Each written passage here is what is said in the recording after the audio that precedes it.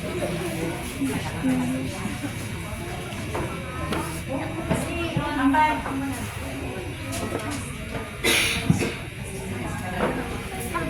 name is Jacob Antilolo Sala from Carlos Yasos Senior Elementary School. Ang pangarap ko ay maging isang doktor. Magkakasakit ang aking pamilya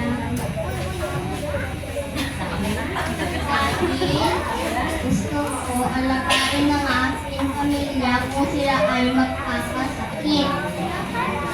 Lalo na ang mga taong walang pera. Kapag naabot ko ng aking pangarap, masasabi ko ay ako ay masaya. Dahil sinatulong at naliparan ko ng mga taong kailangan. Yay! Very good. Ang maluktok